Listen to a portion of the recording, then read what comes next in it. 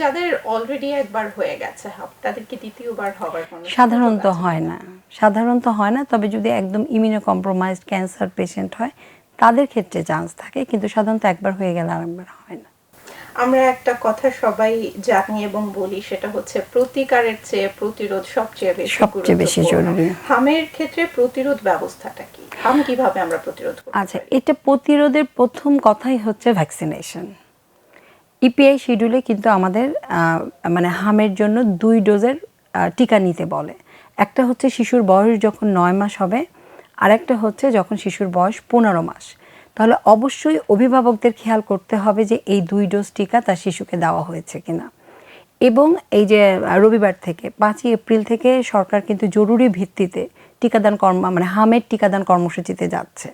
সুতরাং এই সময় 6 মাস থেকে 10 বছর পর্যন্ত প্রত্যেকটা শিশু যেন হামের টিকা পায়, এটুকু এনশিওর করতে হবে।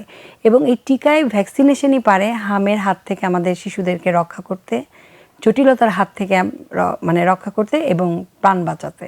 সুতরাং অবশ্যই ভ্যাকসিনেশন মাস্ট। শিশুর অভিভাবকদের ক্ষেত্রে কি কোনো সচেতনতার জায়গা আছে কিনা, যে তারা সচেতন হলে হয়তো এটাকে আরো কমিয়ে আনা সম্ভব হতো সংক্রমণটিকে?